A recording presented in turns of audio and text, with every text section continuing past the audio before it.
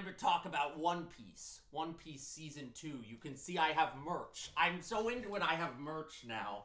I got this from the Netflix house, which is like this, like, Netflix, like, restaurant, like, amusement attraction thing. They've got a couple of them. I think they have one in LA. There's one in Dallas.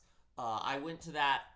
They did like a premiere event for One Piece Season 2, and I went to this. Of course, the premiere event was the weekend after the season aired, or the season dropped on like a Tuesday, and by the time I went to this event, I'd already seen the whole season, but I got to rewatch like the first 2 episodes, which then made me go, okay, I'm going to rewatch the whole show. Now, 2 months later, I finished rewatching the whole show, so here's a very late review, but it's fine. It's fine. I didn't review the first season till months after either. I mean, that was because of the actor strikes, but different thing, but still the same kind of thing. And I look so unhinged right now, but I don't care because I've been needing to record this review for a while. So let's dive in. So for those who don't know, didn't watch my first season review, don't know much. I watched the first season, having only been vaguely familiar with One Piece. My friend Kirk, who I did the Fear podcast with, is a very big One Piece fan, but I'd never gotten into it.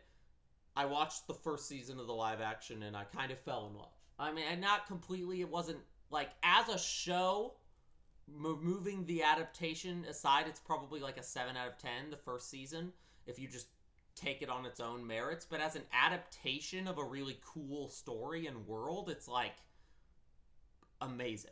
And this season is even more, like, it's adapting better material from that story, and it's doing it even better.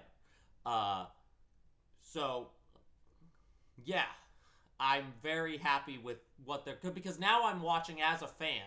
I am now watching as a fan who's gotten all the way up to the Dressrosa arc, which is very, very far into this story. I'm familiar with the material they're adapting, the material they've adapted for season 2, and the material they're adapting next season especially, is some of my favorite stuff in the entire series. The Alabasta Saga, it's called, after the kingdom that the Straw Hats are going to. Now, they have split the Alabasta Saga into 2 seasons, which I was worried would kind of, like, worsen the quality. I was worried this would feel like half a season, but it doesn't. And the reason it doesn't feel like half a season, I think, is because they're really, like, treating this with, there's so much reverence for the source material and kind of this, like, trust that this is one long story and you're invested for the long haul. Like, there's this real trust that you're going to be invested in this story for the long haul. And so, like, I think, and even compared to season 1, so season 1 has this entire subplot, this B-plot going on with the Marines, who are the sort of law enforcement of this world, and they're chasing after Luffy and the Straw Hat crew of pirates. And this Marine subplot is good. I like this subplot. But, oh man, like, I rewatched season 1 before season 2 came out as well. And the Marine subplot, which is mostly live action original, it's based on a sort of side story from the manga, but it's given way more presence here, and it interacts with the main plot more directly. I'm still talking about season 1, by the way. With season 2, there's no, like, long ongoing B-plot that is created for the season, which I kind of thought there would be, because there are these 2 Marine characters, Smoker and Tashigi, that are sort of chasing the Straw Hats in this saga, this arc. And there is some B-plot stuff with them, but it's not, I think it's just done better. Season 1's Garp and Kobe and Helmeppo plotline is sort of positioned as, like Kobe kind of is getting framed as, like, a, I don't know, the way it's done in the first season just reads like, we can't just focus on the Straw Hats' journey. We need, like, a protagonist mirror character on the other side. And that's sort of, they position Kobe as that, which is like smart. I think that's like good storytelling. But it's like every episode, probably 10 or 15 minutes is dedicated to this Marine storyline.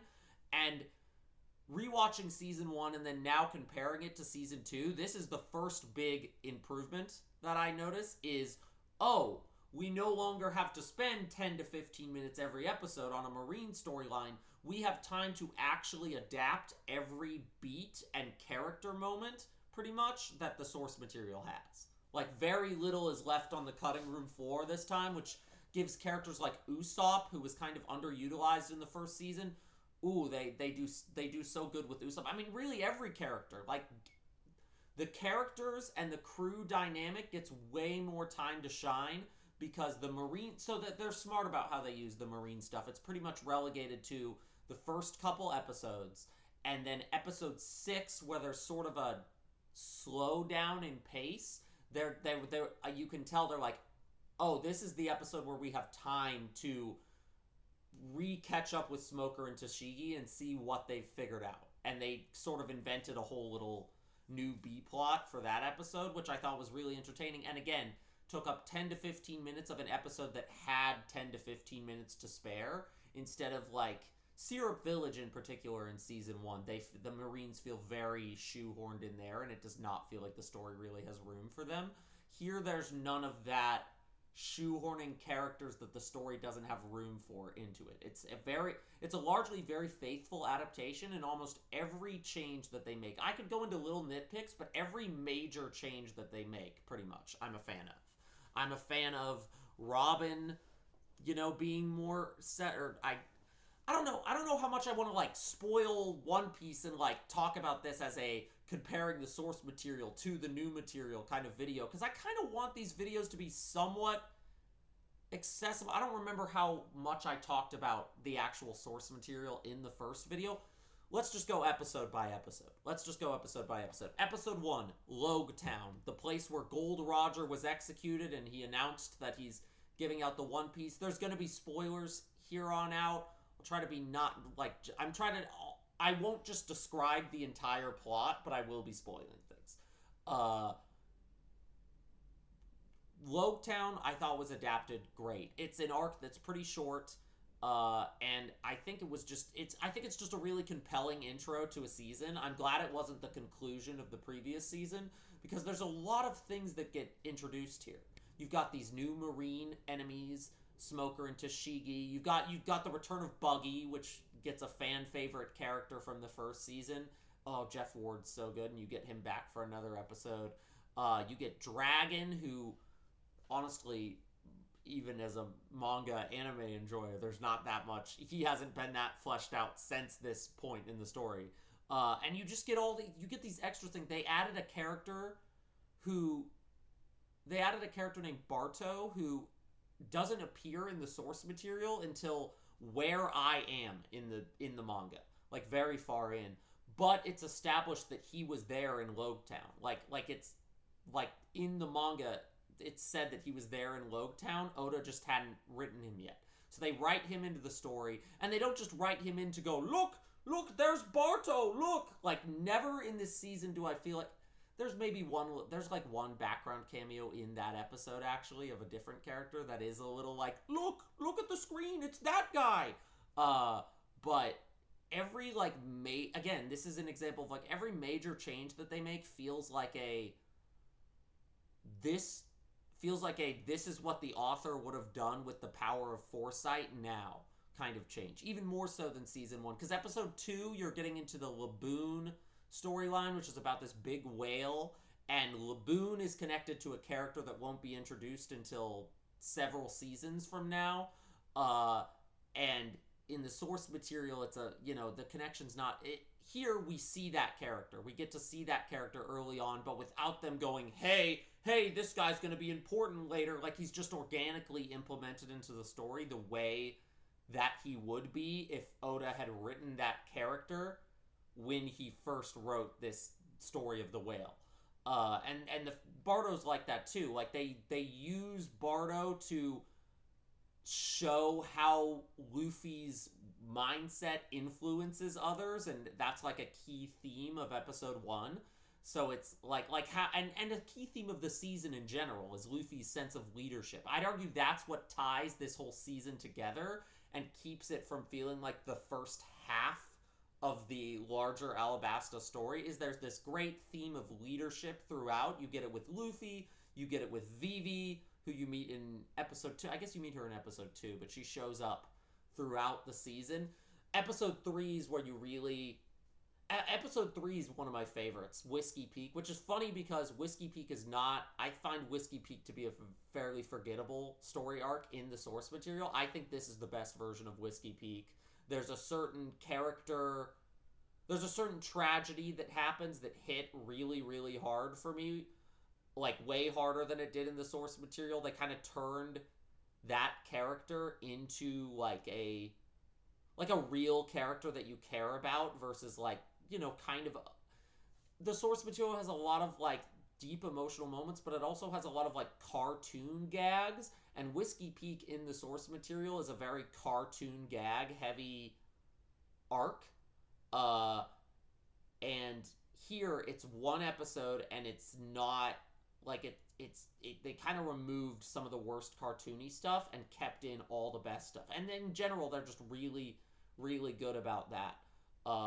With all of these arcs. It's like keeping the stuff that works. They have a really good eye for keeping what works in live action and either removing, or usually they don't full on remove it. Usually they'll change it. Like, for example, later on when the group meets Chopper, and if you know anything about One Piece, I'm sure you've seen the cute reindeer Chopper. In the source material, there's a bit where Luffy and Sanji are chasing around Chopper because they think he's food. That's like funny in a cartoon Bugs Bunny kind of sense, but it doesn't translate to a live action, like, serious, like, more grounded story.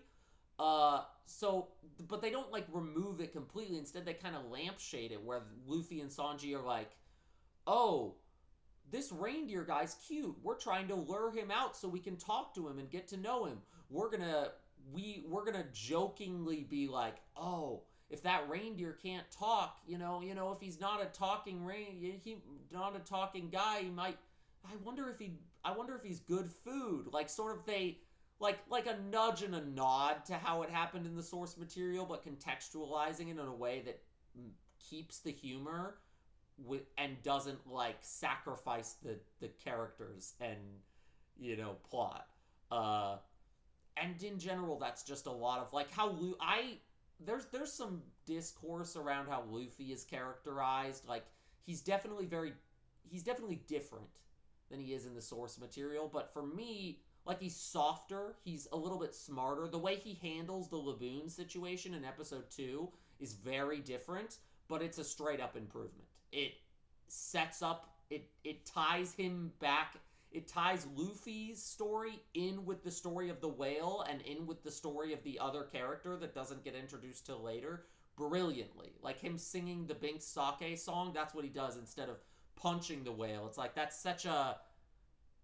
just is... Like, they have a very clear idea of, okay, Luffy here is characterized a little differently, but I like it. I don't want to say better, because it's just different characterizations for different mediums of storytelling. Like, this isn't a cartoon, so Luffy is going to be a little bit, you know, we're keeping all of his best qualities and removing some of his most cartoonish, in a bad way, like, characterization traits, you know. And that's kind of where this show, like, pulls from, is like, okay, we're gonna focus less on Luffy being like a goofball, or like a kind of, he's almost kind of murder hobo-y sometimes in the source material. We're gonna focus on his sense of leadership. We're gonna focus on him and Vivi and how their sense of leadership connects, and how like that's the through line of the season that makes, when Luffy fights King Wapol at the end, who's kind of like a weak villain in the source material, and here he's sort of a weak villain too, but they do as much with him as I feel like they could have. And he works well as a closer for a season where the connective tissue is, like, we're going into the Grand Line. This is more dangerous. Luffy is gonna have to learn more and more what it means to be a leader. And they tied that thread in through episode 2, episode 3, not as much episodes 4 and 5. Little Garden episodes 4 and 5 is really Usopp's time to shine. You can tell they know they didn't use Usopp well enough in his introduction arc, Syrup Village, so they made up for that. They made up for that in spades with Little Garden. I do think Little Garden episodes 4 and 5 are the weakest of this season, but I'm just not that big a fan of Little Garden as an arc in the source material. I think it's overstuffed because you've got this stuff with the giants of Elbaf that are bonding with Usopp, and you've got the scary Baroque Works agents that are chasing after them, and you've got, establishing this setting. Like, there's just a lot going on in that arc, and I find it a little overstuffed, just, in this show and also in the source material. But that being said, they did lean into the right elements. Like, Usopp's bond with the giants is, I arguably done even, better here. Not that there's not really any major changes made to it. It's just really well acted. And part of the appeal of this show, for me, is, seeing these actors are so passionate about bringing these characters to life. And not just, the leads. I mean, obviously the leads have, a kind of what I would consider a dream job. As an actor, I'm that's my TV dream job. But also even just the characters that are in a couple episodes. The Giants, the Igaram, Dr. Herolook. Oh my god, Dr. Herolook. In episode 7 is a Chopper backstory focused episode. And a big character in his backstory is Dr. Herolook, the man who taught him what it means to be a doctor, what it means to be a pirate, what it means to be a person, really. And he is so well, the actor who plays him, who, funny enough, his name is Mark Herelick. It's so similar to the character's name. He is so, I mean, it's a season of great performances. This is a show of great performances. He gives the best performance probably in the whole show. Just one episode of absolutely outstanding acting from this guy. If I'm fully rooting for him to get an Emmy nomination. He probably won't, because highly stylized genre shows like this usually get ignored by the Emmys. Anthony Starr's never gotten an Emmy nom for The Homelander and The Boys. And I think, realistically, Mark Herelick's not getting nominated. But he should, because his performance is not... It's one of the examples, and it's good because he's working with material that is also this. But One Piece as a series, it's very cartoony, it's very stylized, it's very over the top. The adaptation of it is also that way because, you're trying to preserve what makes the series great. But One Piece has always had these moments or scenes or backstories or whatever where it, transcends the sort of, cartoony genre limitations placed on it and is, really, really moving. The Chopper backstory with Herolook is one of those parts of the source material, and I'm so glad this guy, Mark Herelick, just absolutely hits it out of the park to the point where if I want to re-experience the Chopper backstory storyline, I'm more likely to watch that one episode than I am to reread that part of the source material or rewatch that part of the anime. His When Does a Man Die speech, which is one of the big, One Piece speeches. There's one of those big transcendent One Piece moments, and he just absolutely nails it. And if that's the level that we're working at, One Piece at its absolute best, next season is going to be nothing but One Piece at its absolute best. The actual Alabasta part of the Alabasta saga is still one of my favorite arcs of the entire show, and I think, or the entire story, and I think just with the way that this live-action team has shown their ability to, bring these valuable moments to life and, tie them all together in a way that, is recreating the story but is also condensing it and removing some of its bloat. I'm the Alabasta saw, if season 1 of this live action adaptation was a 7 out of 10 just show on its own, it's a higher than that as an adaptation, but like just removing the adaptation aspect, if season 1 is a 7 out of 10, season 2 is like an 8 out of 10, season 3 has the potential to be a 10 out of 10. It really, like, just based on knowing the material that they're adapting, season 3 absolutely has the potential to be a 10 out of 10. And it's really refreshing in an era where I feel like a lot of shows, especially season 2s, there's been a lot of season 2s, I think because of the writer's strike, there's been a lot of season 2s or final seasons, like shows that have been kind of on break for a couple years and they come back. But there's been a lot of, like, I've been watching a lot of shows where it's like, it's great still, but there's a lot of, like, incomplete feeling seasons, unconfident, kind of unconfident writing, like, oh, we made it to a second season, what do? We got to make sure we get to a third season, or, just like, it's just so refreshing to watch a show that is this confident. Like, One Piece live action isn't like a perfect show, but the confidence increase from just season 1 to season 2 is just phenomenal to see. The actor, like, because with season 1, there's this, oh, we're making a live action anime adaptation. Nobody ever likes these. We might be very passionate about our work, but how do we know audiences are going to be receptive to it? And that the Garp, Kobe, Helmeppo plotline I talked about earlier feels like a trying to, like a feeling like they need to insert something a little bit. They're not inserting something out of nothing. It's a good plot line from season 1. But it is like a, we need to sell this. Now it's like, now there's none of this, like, we need to sell this apprehension. And it's just so awesome to see a show that is, like, this confident and, like, this is the story we're telling. And it's gonna be freaking great.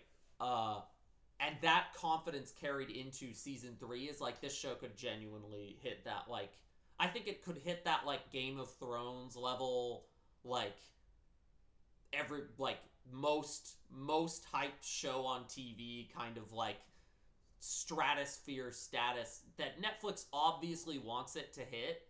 Like, going to the Netflix house where I got this shirt made it very clear of that. It's like, they've got this show on display there alongside the Stranger Things and the Wednesday and the Squid Game. Like, this is one of their top 5. And with Stranger Things ending, I think they want this to be their number 1. And I think more than anything else, more than any other shows Netflix has going, this has the potential to be their number 1, because unlike Stranger Things, like, Stranger Things is the exact opposite, where, like, it was a cool idea for one season and then you just keep, like, dragging it out. This has so much material to pull from that they can't adapt all the material. Like, the problem is not, uh-oh, we need to come up with a new storyline for this season. What are we gonna do? It's, we have too many storylines. How are we gonna fit them all? Like, that's a great problem to have from a, like, studio trying to make a property big thing. Like, One Piece is, in theory, this infinite golden cash cow for Netflix. And as long as the team continues making this stuff with, like, this level of confidence, I think that it will go on for quite a long time. And I want to see it go on for quite a while. I'm trying to think if there's any other, like, sort of things I really want to get into in this review here. I was going to kind of do more of an episode by episode breakdown, but I feel like I kind of touched on most of my highlights. Nico Robin, or Miss All Sunday, the mysterious Baroque Works agent bad guy. I didn't expect them to use her as the sort of, like, through line character. When I was predicting how they would adapt this, I thought Vivi would be I thought they would insert her into Loguetown episode 1 in some way and kind of, like, make the through line of the season about her, which it still is, but, like, Robin is the character that they insert early on. She's kind of actually the one that they sort of set her up.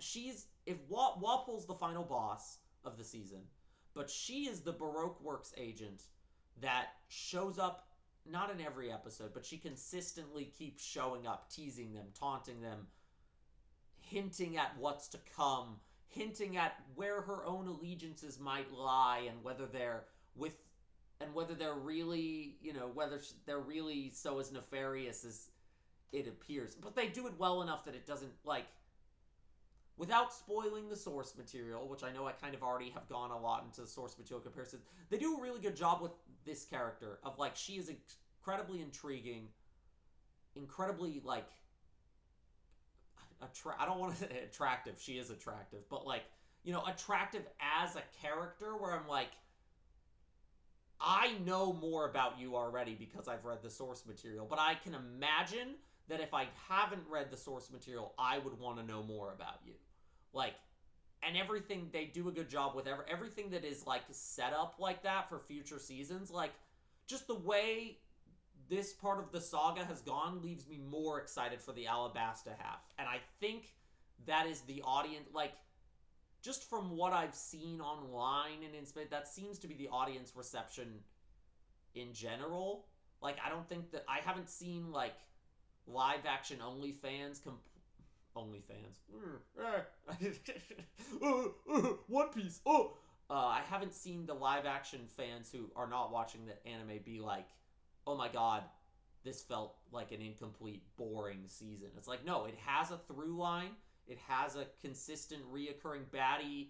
Baddie in more ways than one. It has a consistent, reoccurring bad guy. It's got, like, a real sense of increase in stakes compared to the first season. And, the challenge, that's what they leaned into all the right things that I'm like, okay, I now see the vision on splitting the Alabasta saga into 2 seasons. I didn't. When they announced they were doing that, I was like, uh-oh, if they do this wrong, this might kill the show. And I still think that's true. If they did it wrong, it could have killed the show, but they didn't do it wrong. And season 3 is coming next year, and it's going to be peak. It's going to be peak. So watch these first 2 seasons before season 3 come out. Watch it. It's going to be peak. Watch it.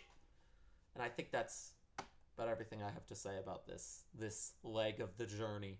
I will be back for more One Piece content, either when season 3 comes out, or, I mean, if I want to make... I feel like I said this at the end of the first season video, too. Like, oh, I'm going to make some seasons about, like, thinking about what the live action could do or something.